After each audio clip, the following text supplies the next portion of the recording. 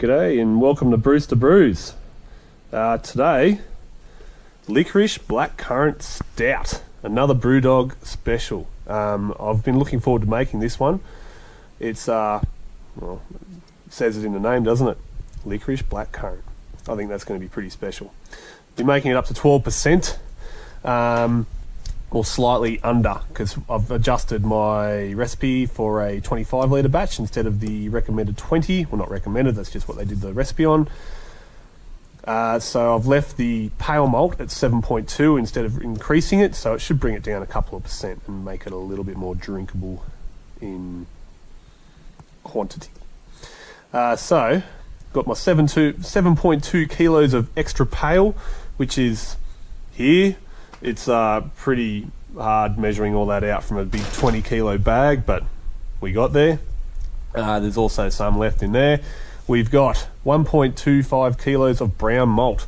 For anyone who has never used brown malt, and this is the first time I've ever even heard of it, it smells like burnt coffee beans, which for me is lovely. Others might think differently, but yeah, it smells very, very nice. 1.25 kilos of dark crystal and 1.25 kilos of flaked oats for body. So we're looking good actually. This grain bill looks like it's slightly smaller than the Dog C that I did. I suppose that's the 15% versus the 12%. So I reckon I might be able to get away with this today. This would be really great because doing double batches and mucking around with ovens to keep the other mash right and blah blah blah blah blah. It's a bit of a pain in the ass, to be honest. Bit more water. It's getting a bit gluggy. Alright. Let's see if we can get... what do we got? 1.25 kilos of flaked oats. I reckon we might just get away with this.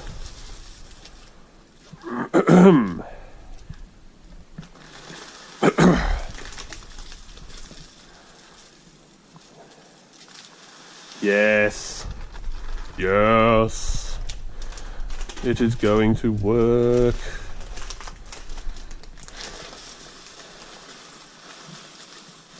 I haven't just poured 2 full bags in of oats. This was already pre-measured. It was leftovers from once again, the Dog C, which I did yesterday actually, which is currently sitting in the no chill. It's ready to go in the fermenter this afternoon. My goal is to do 4 batches in 4 days, depending on what works like. I might get it there on the Monday. I was actually hoping to get all 4 batches done in 3 days, but these things just take so long to do. Time to sparge. It's about 76 degrees. I've already dumped majority of the wort into my cube. There'll still be a bit of wort in the bottom, but my tray sits here, which my grain bag is sitting on with all the mash. Got this little, I'll turn that guy on to dump it back in. And all I'm trying to do here is basically rinse the grains. Try and extract as much sugar out of them as possible. There is a boatload of grains in there.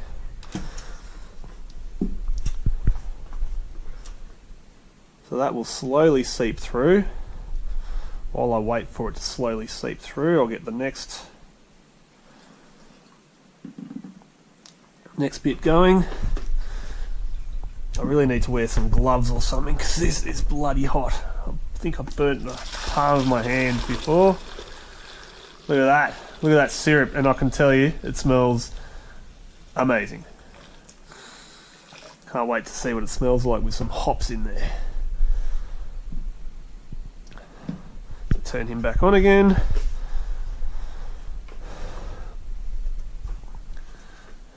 And again, we just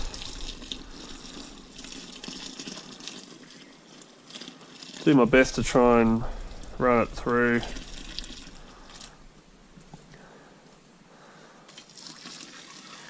I'll do this a couple more times and then I'll just let it drip, try and drip dry for a bit. Let as much liquid come out into the cube as possible. You can see those 2 pours that I've done, nothing's come out. So all that liquid is still stuck in there. It's just going to take a while for it to seep through. So the wort's been boiling for a couple of hours now because I had such a big water content for the big grain bill. So it's almost down to the 25 litre mark now. Yeah, it's almost there. So with any luck, the next hour of boiling hops will get it up or down to the required water level. If not, I'll pull the hops out and let it boil for a bit longer. No drama. So, hop bill, 50 grams of Columbus for 1 hour. Again, I've just made modifications to the recipe based on what my local homebrew shop said. They just didn't have Galliner in stock. So Columbus for 50 grams of Columbus for 1 hour. And at the 20-minute mark, 20 to go, I'll be putting in 50 grams of Grambling Cross, these guys here, and then we'll dump the wort into the no-chill cube, which I'll have nice and clean for the occasion, and again leave it in the cellar for 24 hours or whatever, how long it takes to get it down to around the 21 degree mark, and we'll take it from there. Yeast out of my undies, nice and warm, straight from the fridge into my undies.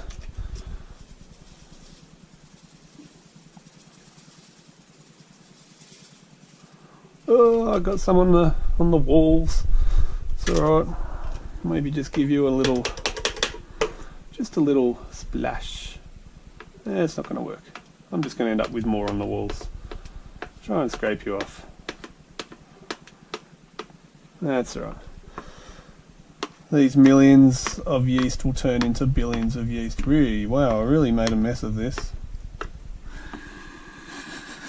Not much of a smell to it yet.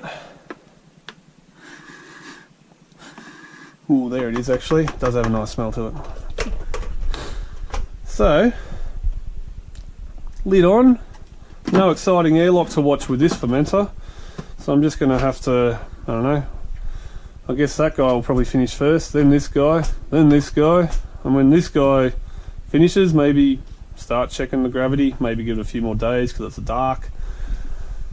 But that's it. She's ready to go. No dry hopping, no nothing. This guy's just going to take his time. I'm not going to do a secondary rack because I don't want to put any extra bits and pieces in.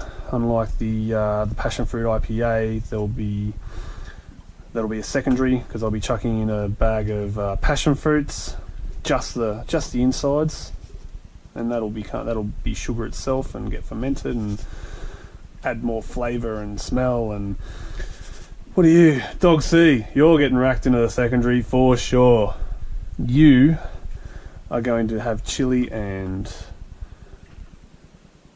vanilla bean added.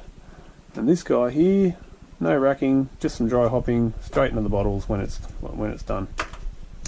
That's it. That's my 72-hour challenge I set myself, and I succeeded. Now I've got to wrap up and go back to work, so I can afford to do this all again in a few weeks' time. Thanks for watching.